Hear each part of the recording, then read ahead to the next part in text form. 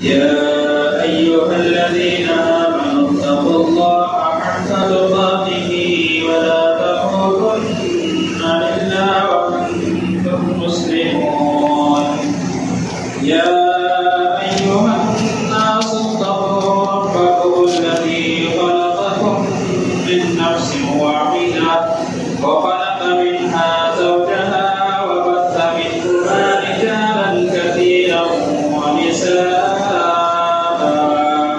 واتقوا الله الذي تساءلون به والأرحام إن الله كان عليكم رقيبا.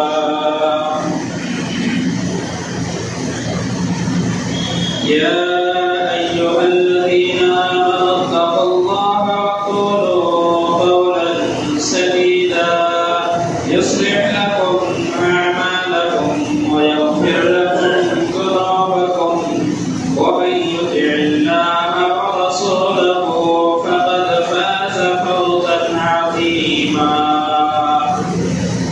أما بعد فإن خير الحديث كتاب الله وخير الهدي هدي محمد صلى الله عليه وسلم وشر الأمور محدثاتها وكل محدثة بدعة وكل بدعة ضلالة وكل ضلالة في النار.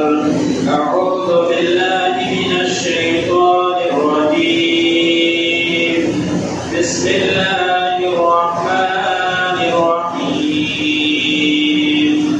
قاف والقرآن المجيد بل عجبوا أن جاءهم منذر منهم فقال الكافرون هذا شيء عجيب أإذا متنا وكنا ترابا ذلك رجع بعيد قد علمنا ما تنقص الأرض منهم وعندنا كتاب حفيظ بل كذبوا بالحق لما جاءهم فهم في أمر مريج أفلم ينظروا إلى السماء فوقهم كيف بنيناها وزيناها وما لها من فروج والأرض مددناها وألقينا فيها رواسي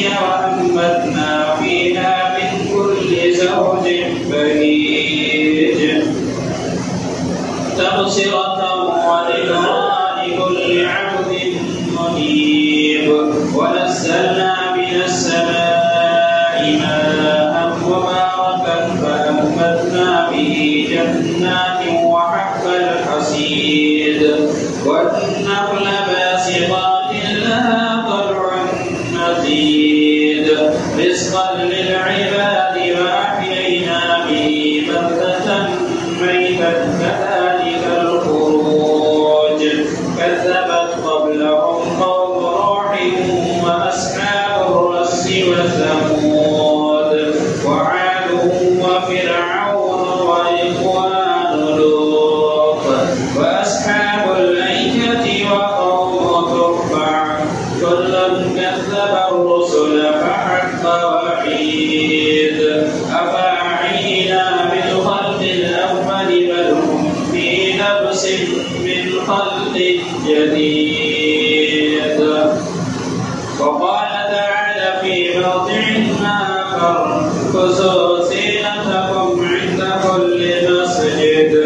وقال النبي صلى الله عليه وسلم إذا دخل أحدكم المسجد فليركع ركعتين قبل أن يجلس.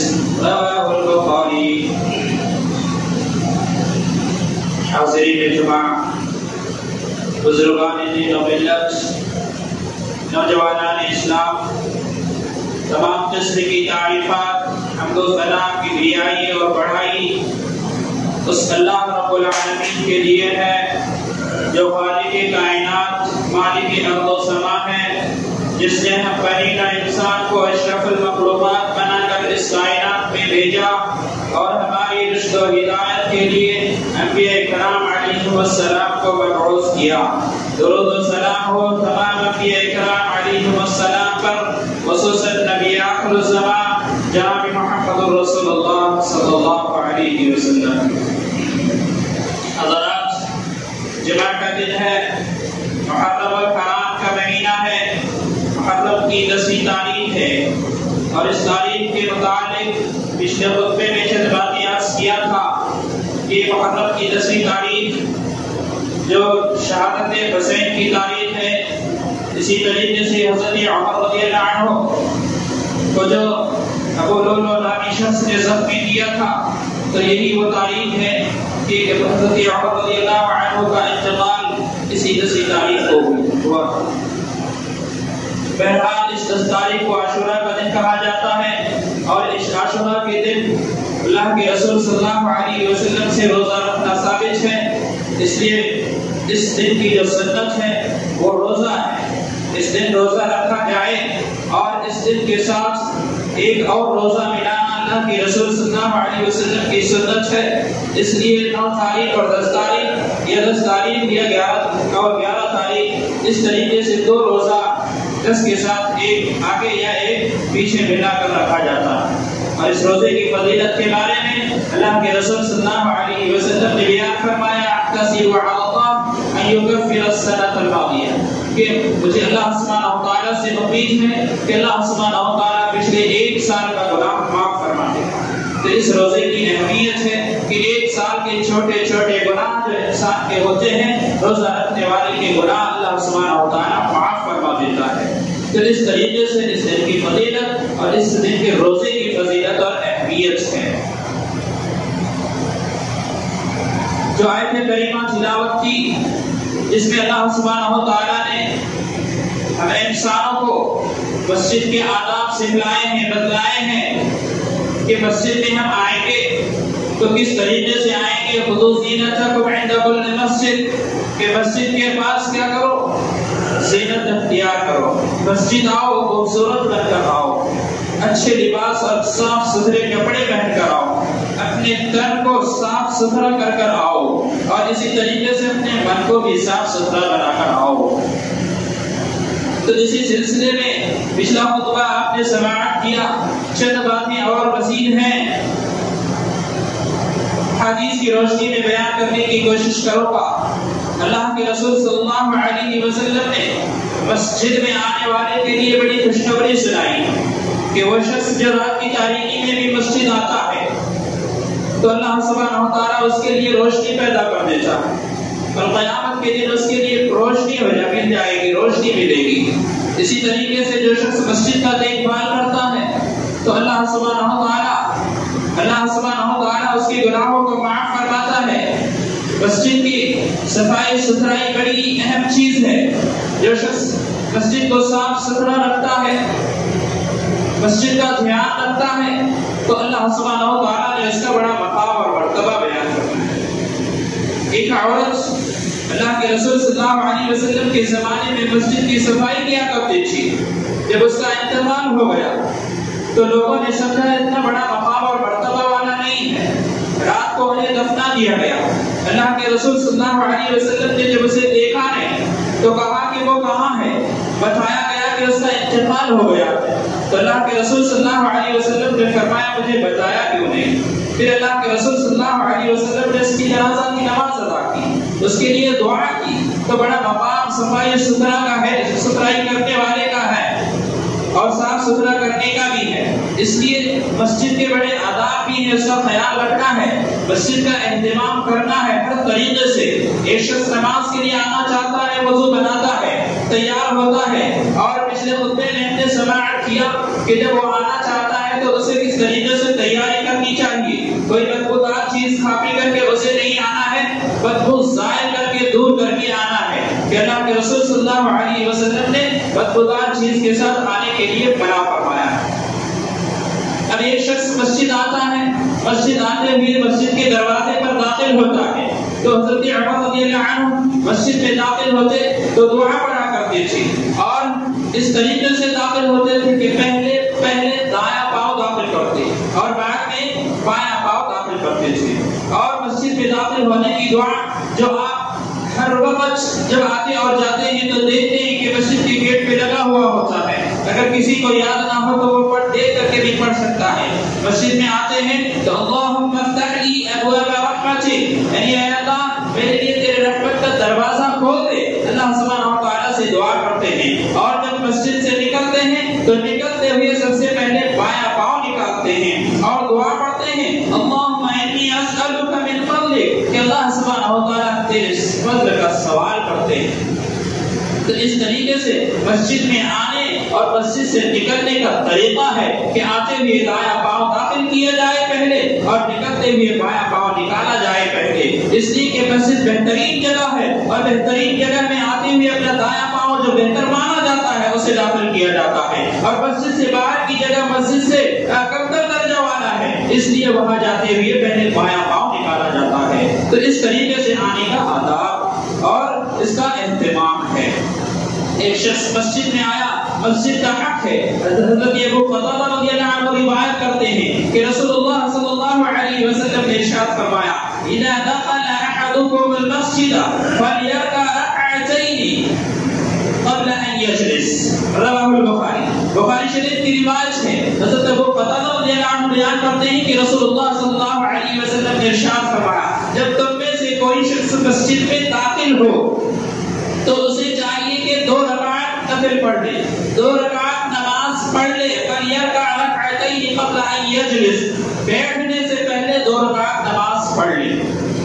جب داخل ہو، جس وقت داخل ہو، حدیث میں وقت نہیں بتایا گیا ہے، حدیث سمجھنے کی ضرورت ہے. اذا دخل احدکم، جب تم میں سے کوئی المسجد، مسجد میں داخل ہو، جب داخل ہو، جس وقت داخل ہو، فلیرکع رکعتین، تو چاہیے کہ وہ 2 رکعت پڑھ لے. جس وقت صبح کے وقت، شام کے وقت، دوپہر کے وقت مقیم ہے، گھر میں رہتے ہوئے، سفر کی حالت میں ہے، کسی بھی حالت میں وہ مسجد میں داخل ہوتا ہے تو مسجد کا حق ہے فلیرکع رکعتین قبل ان یجلس، کہ وہ بیٹھنے سے پہلے 2 رکعت نماز ادا کر لے.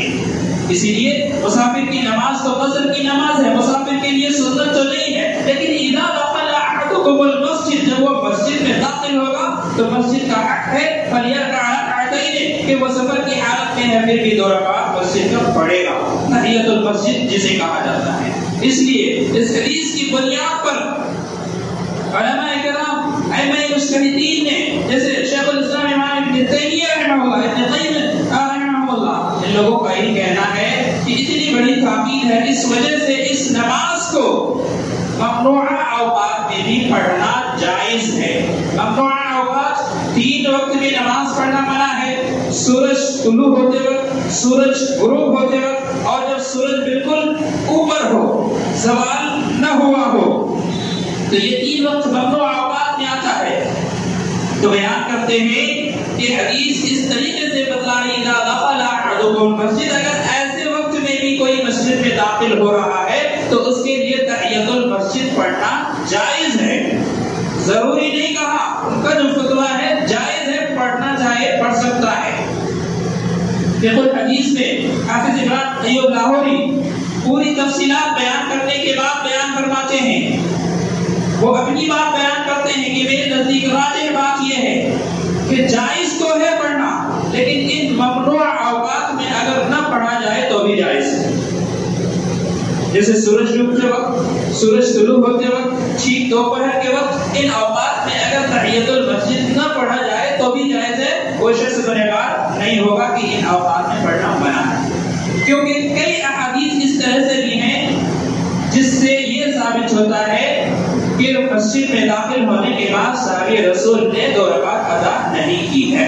جیسے کعب بن مالک رضی اللہ عنہ کا واقعہ بیان کیا کہ کعب بن مالک رضی اللہ عنہ جب غزوہ تبوک سے پیچھے رہ گئے تھے، ان کے ساتھ اور بھی کئی لوگ تھے، لیکن اللہ کے رسول صلی اللہ علیہ وسلم نے غزوہ سے واپس آنے کے بعد کعب بن مالک رضی اللہ عنہ کو بلایا، مسجد میں بلایا، اور کعب بن مالک رضی اللہ عنہ آئے، اللہ کے رسول صلی اللہ علیہ وسلم کے سامنے بیٹھ گئے، کوئی رکعت ادا نہیں کی. بخاری کی روایت میں حدیث موجود ہے. تو اس حدیث کی بنیاد پر کہتے ہیں کہ اگر ایسے ممنوع اوقات میں، منع والے اوقات میں نہ پڑھا جائے تو بھی جائز اور درست ہے. تاہم اس کی بڑی تاکید ہے کہ کوئی شخص عام اوقات میں اگر وہ مسجد مسجد میں داخل ہوتا ہے تو اسے پڑھنا ہی چاہیے، کیونکہ سنت مؤکدہ ہے۔ اتنی بڑی تعبیر اس حدیث میں اس سے نماز کے بارے میں جو کہ تحیۃ المسجد ہے۔ اب ایک شخص مسجد میں داخل ہوا تو اسے 2 رکعت پڑھنا ہے۔ اب یہ 2 رکعت کب ظاہر ہوتا ہے؟ ایک شخص مسجد میں آیا، نماز کھڑی ہو گئی ہے، اب اسے 2 رکعت پڑھنے کا وقت نہیں ہے، اس لیے وہ جماعت میں شریک ہو جائے گا، وہ 2 رکعت اس سے ظاہر ہو جائے گا، کیونکہ اب آتے ہی وہ نماز شروع کر رہا ہے۔ دوسری بات، ایک شخص مسجد میں داخل ہو رہا ہے، اب دیکھ رہا ہے نماز کا وقت ہے، اتنا وقت نہیں ہے اس کے پاس کہ وہ 2 رکعت ادا کرے گا، تو ایسے وقت میں بھی اس کا وہ 2 رکعت پڑھنا نہیں ہے، کیونکہ وقت نہیں ہے۔ کیوں؟ اگر وہ نماز شروع کر دے گا تو پھر دوسری حدیث آ جاتی ہے، اللہ کے رسول صلی اللہ علیہ وسلم ارشاد فرماتے ہیں اذا اقیمت الصلاۃ فلا صلاۃ الا المکتوبہ، کہ جب نماز کے لیے اقامت کہہ دی جائے تو فرض نماز کے علاوہ کوئی دوسری نماز نہیں ہے۔ اب ایک شخص مسجد میں آیا، ٹائم نہیں دیکھا، جماعت کا وقت ہو چکا ہے، آدھا منٹ 1 منٹ بچا ہے، 2 رکعت ادا نہیں کر سکتا، نہیں ہو سکتا، تکبیر ہو جائے گی، تو کیا وہ 2 رکعت پڑھنا شروع کر دے گا؟ نہیں، اس لیے کہ وقت نہیں ہے ان کے پاس، تو اس وقت وہ 2 رکعت اس سے ظاہر ہو جائے گا۔ اب ایک شخص مسجد میں آیا، 2 رکعت پڑھنا تھا، نماز کی صورت میں ظاہر ہو گئی، ٹائم نہیں ہے اس صورت میں ظاہر ہو گئی، لیکن اس کے پاس اگر ٹائم ہے تو اسے پڑھنا ہی پڑھنا ہے۔ جمعہ کے دن دوران خطبہ ایک شخص مسجد میں آتا ہے، اب خطبہ شروع ہو چکا ہے، وہ کیا کرے گا؟ تو ایسا شخص مسجد میں آنے والا جو خطبہ کے دوران آتا ہے تو وہ 2 رکعت پڑھ کر کے ہی بیٹھے گا، کیونکہ اس سلسلے میں اللہ کے رسول صلی اللہ علیہ وسلم کی حدیث ہے کہ سلیط الغطفانی یہ خطبہ کے دوران مسجد میں آئے، اللہ کے رسول صلی اللہ علیہ وسلم نے بیان فرمایا تو فصل رکعتین، کہ تم نے نماز پڑھی؟ کہا نہیں، کہا کھڑے ہو جاؤ اور 2 رکعت نماز پڑھو۔ تو معلوم ہوا کہ دوران خطبہ اگر کوئی شخص مسجد میں آتا ہے، گرچہ خطبہ سننا ضروری اور لازمی ہے، تو ایسے وقت میں جو ابھی مسجد میں آیا ہی ہے اسے 2 رکعت پڑھنا ہے۔ اب ایک شخص پہلے سے آ کر بیٹھا ہوا، خطبہ شروع ہو گیا، اب وہ 2 رکعت پڑھنا چاہتا ہے تو اس کے لیے نہیں، وہ نہیں پڑھ سکتا، کیونکہ وہ پہلے سے آیا ہوا 2 رکعت پڑھ چکا ہے۔ اگر نہیں پڑھا تھا تو پڑھ سکتا ہے۔ اب نفل پڑھنے کے شوق رکھنے والے پڑھتے جا رہے خطبہ شروع ہو گیا، پھر بھی 2 رکعت پڑھیں گے، 4 رکعت پڑھیں گے، نہیں، درست نہیں ہے، اس لیے کہ خطبہ شروع ہو جانے کے بعد خطبہ سننا ہے۔ اس شخص کے لیے 2 رکعت ہے جو ابھی پڑھا نہیں ہے، ابھی آیا ہی ہے، تو دوران خطبہ 2 رکعت پڑھ کر کے ہی بیٹھے گا۔ معلوم ہوا کہ تحیۃ المسجد جو پڑھنا لازمی ہے، ضروری ہے، سنت ہے، تو حتی الامکان اسے پڑھنے کی کوشش کرنی چاہیے۔ اب یہ بات ضروری نہیں کہ نماز کے لیے آیا تبھی مسجد میں 2 رکعت ادا کی جائے گی، کسی بھی کام سے آیا تھا، کچھ کتاب پڑھنی تھی، قرآن کی تلاوت کرنی تھی، کچھ دین سیکھنا تھا، کچھ جلسے جلوس میں آیا تھا، شادی بیاہ کے موقع پر آیا تھا، کسی بھی وقت ہم آئے تھے تو اس وقت ہمارے لیے یہ حدیث فٹ ہو جاتی ہے، اذا دخل احدکم المسجد فلیرکع رکعتین قبل ان یجلس، کہ جب مسجد میں داخل ہو تو 2 رکعت پڑھ لے بیٹھنے سے پہلے۔ تو معلوم ہوا مسجد کا جو حق ہے، مسجد میں داخل ہوتے ہوئے 2 رکعت مسجد میں ادا کرنا ہے۔ دوسری بات، اللہ کے رسول صلی اللہ علیہ وسلم اس شخص کے لیے بیان فرماتے ہیں کہ ایک شخص مسجد میں آیا، بعد میں آیا، خاص طور پہ جمعہ کے دن ہے، بعد میں آیا اور آگے جانے کی کوشش کر رہا ہے، تو اللہ کے رسول صلی اللہ علیہ وسلم بیان فرماتے ہیں، عبداللہ ابن مسعود رضی اللہ عنہ روایت کرتے ہیں کہ جاء رجل يضغط رقاب الناس يوم الجمعة والنبي صلى الله عليه وسلم يخطب، فقال النبي صلى الله عليه وسلم اجلس فقد آذيت، رواه ابو داؤد۔ عبداللہ ابن مسعود رضی اللہ عنہ بیان کرتے ہیں کہ جمعہ کے دن ایک شخص آیا اور لوگوں کی گردنیں پھلاننے لگا، جبکہ نبی صلی اللہ علیہ وسلم خطبہ ارشاد فرما رہے تھے۔ آپ صلی اللہ علیہ وسلم نے اسے دیکھا تو فرمایا اجلس فقد آذیت، تم لوگوں کو تکلیف پہنچا رہے ہو، بیٹھ جاؤ۔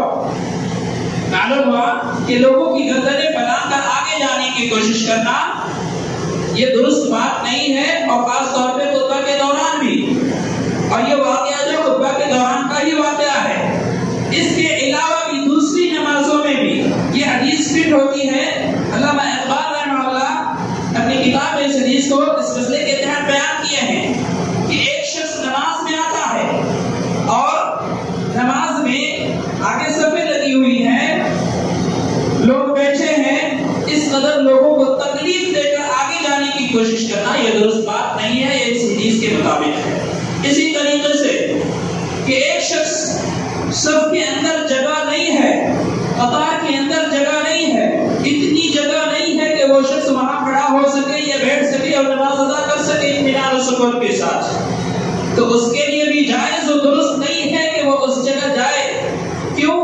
اس لیے کہ اگر وہ اس جگہ جائے گا، اپنا قدم رکھے گا، تو اللہ کے رسول صلی اللہ علیہ وسلم نے شخص سے فرمایا تھا اجلس فقد آذیتا، کہ تم بیٹھ جاؤ، تمہاری وجہ سے دوسرے کو تکلیف ہو رہی ہے، اور تکلیف دینا ایک دوسرے کو اسلام میں جائز و درست نہیں ہے، اور خاص طور پر اس موقع پر بھی جائز و درست نہیں ہے۔ اور تکلیف دینے کے لیے اللہ کے رسول صلی اللہ علیہ وسلم نے اس شخص کو بھی منع فرمایا، جو شخص پیاز، کچا پیاز اور لہسن کھا کر، بدبودار چیز کھا کر مسجد میں آنا چاہتا ہے، تو اللہ کے رسول صلی اللہ علیہ وسلم نے اسے منع کیا، اس لیے کہ اس کی وجہ سے، اس کے منہ میں جو بدبو ہے، اس بدبو کی وجہ سے دوسرے کو تکلیف ہوگی۔ تو اس تکلیف، اس ایذا سے بچانے کے لیے اللہ کے رسول صلی اللہ علیہ وسلم نے ایسا حکم فرمایا۔ معلوم ہوا کہ ایذا و تکلیف ایک دوسرے کو دینا نماز میں آ کر کے، مسجد میں آ کر کے درست بات نہیں ہے۔ تو کیا پتہ چلا؟ تحیۃ المسجد ادا کرنا ہے، اسی طریقے سے مسجد میں آ کر کے اس جگہ لینی ہے جہاں جگہ خالی ہے، جہاں درست ہے، بیٹھنا، اطمینان و سکون کے ساتھ رہنا ہے۔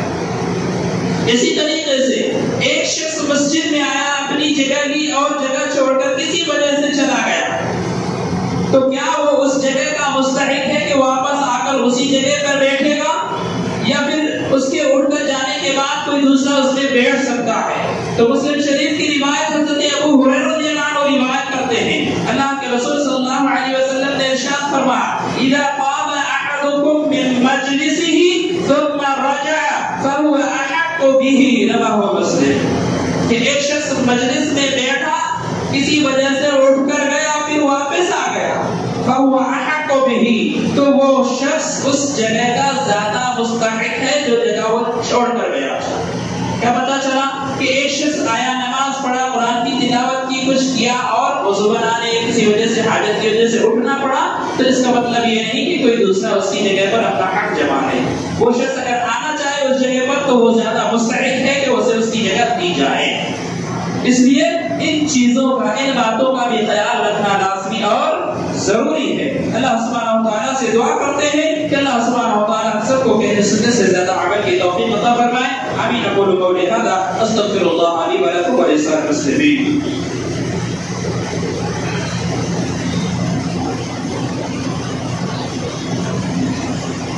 الحمد للہ کفا وسلام علی عبادہ الذین اصطفى، اما بعد۔ حاضرین، مسجد کے جو آداب ہیں اس میں سے ایک مسجد کا ادب یہ بھی ہے کہ مسجد کے اندر شور و غل نہ کیا جائے، چیخ و پکار نہ کیا جائے، کہ اللہ کے رسول صلی اللہ علیہ وسلم چیخ و پکار سے، شور و غل سے منع فرماتے کہ ایک مرتبہ اللہ کے رسول صلی اللہ علیہ وسلم حجرے میں تھے، دو شخص آپس میں اس بات پر لڑ پڑے، آواز تیز ہو گئی کہ ایک کا قرض تھا، دوسرا مقروض تھا۔ قرض دینے والے نے اپنا قرض مانگا تو وہ چیخ و پکار کرنے لگا، اس طریقے سے دونوں میں بات بڑھ گئی، تیز آواز ہو گئی۔ اللہ کے رسول صلی اللہ علیہ وسلم تک یہ آواز پہنچی، آپ حجرے میں تھے، پردہ ہٹایا، دیکھا صحابی کا نام میرے ذہن سے نکل رہا ہے، تو اللہ کے رسول صلی اللہ علیہ وسلم نے اس صحابی سے جس کا قرض تھا کہا کہ آدھا قرض معاف کر دو۔ اللہ کے رسول صلی اللہ علیہ وسلم کی بات پر اس نے کہا کہ اللہ کے رسول لبیک، آپ نے جیسا کہا ویسا ہی آدھا میں نے معاف کر دیا۔ پھر اس شخص سے کہا جو دینے کو تیار نہیں ہو رہا تھا کہ تو اپنا قرض چکا دے۔ تو مسجد میں شور و آواز تیز ہو گئی، اللہ کے رسول صلی اللہ علیہ وسلم اس تیز آواز کو دیکھ کر اپنا پردہ ہٹایا اور انہیں آواز دی۔ اسی طریقے سے حضرت عمر رضی اللہ عنہ کا واقعہ ہے کہ مسجد نبوی میں نماز، مسجد نبوی میں دو شخص آئے ہوئے تھے جو طائف سے آئے تھے، طائف سے آئے تھے اور مسجد میں شور و غل کرنے لگے، تیز تیز باتیں کرنے لگے۔ تو حضرت عمر رضی اللہ عنہ نے صحابی سے کہا کہ انہیں بلاؤ، کون ہے یہ لوگ؟ نے بلایا گیا، آپ سے پوچھا کون ہو؟ کہا طائف سے ہے۔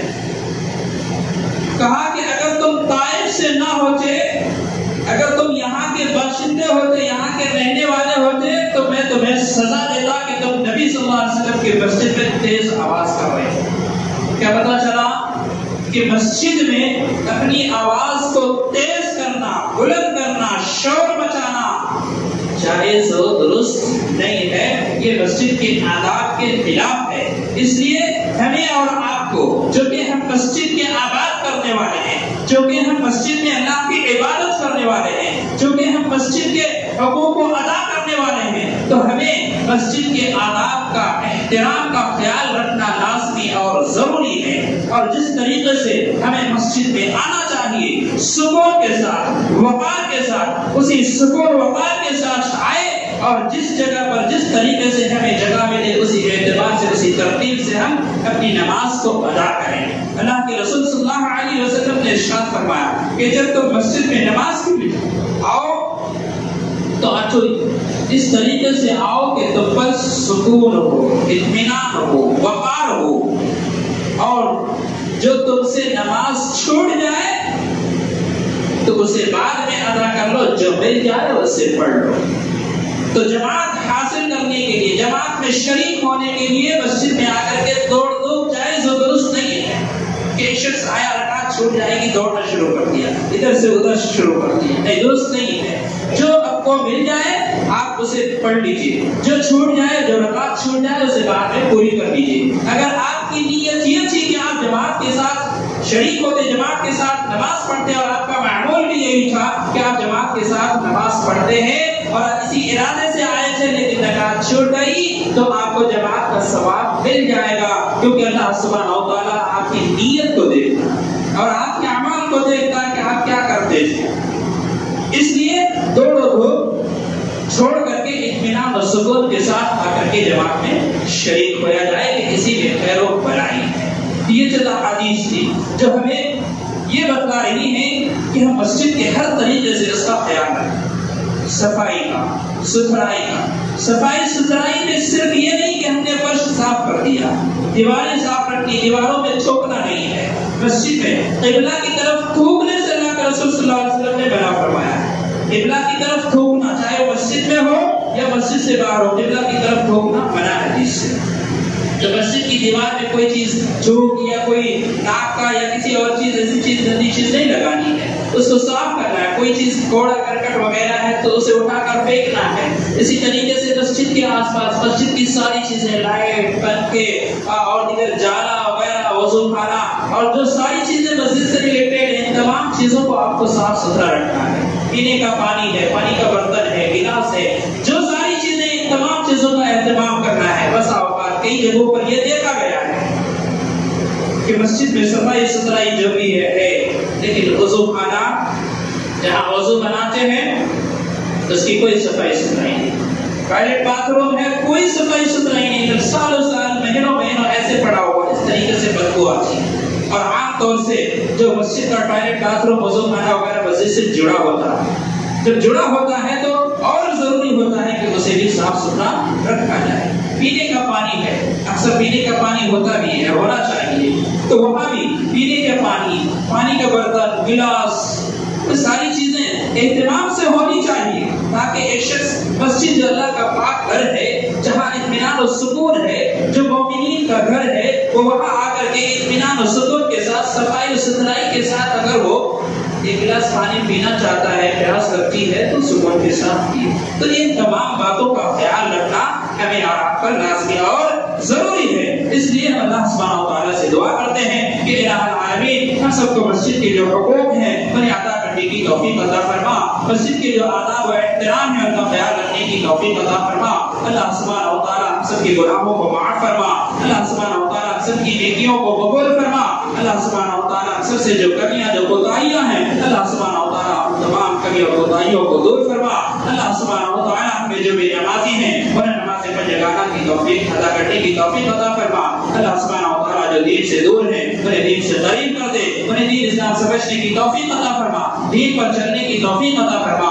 اللہ سبحانہ و تعالیٰ جو لوگ بیمار ہیں اللہ انہیں شفا کاملہ عطا فرما، جو پریشان حال ہیں ان کی پریشانیوں کو دور فرما، اللہ سبحانہ و تعالیٰ جو مصیبت زدہ ہیں ان کی مصیبتوں کو دور فرما، اللہ سبحانہ و تعالیٰ یہ گرمی ہے، یہ تپش ہے، یہ سختی ہے، اللہ سبحانہ و تعالیٰ ہم سب گنہگار ہیں، ہم سب کی گناہوں کو معاف فرما، اللہ سبحانہ و تعالیٰ ہم سب کی گناہوں کو معاف فرما، ہم سب پر رحم فرما، اللہ سبحانہ و تعالیٰ رحمت کی بارش نزول فرما، اللہ سبحانہ و تعالیٰ رحمت کی بارش کا نزول فرما، اللہ سبحانہ و تعالیٰ پر برسا دے، اللہ سبحانہ و تعالیٰ اتنا برسا دے جو ہماری حاجت پوری ہو جائے، اللہ سبحانہ و تعالیٰ تو بارش برسانے والا ہے، تو بارش کو روکنے والا ہے، اللہ سبحانہ و تعالیٰ تو غنی ہے، ہم سب محتاج ہیں، ہم سب فقیر ہیں، اللہ سبحانہ و تعالیٰ ہم سب سے دعا کر رہے ہیں، اللہ سبحانہ و تعالیٰ تو رحمت کی بارش کا نزول فرما، اللہ سبحانہ و تعالیٰ ہم سب کو سیراب فرما، اللہ سبحانہ و تعالیٰ جو مخلوقات پریشان ہے اللہ سبحانہ و تعالیٰ تو بہتر جانتا ہے،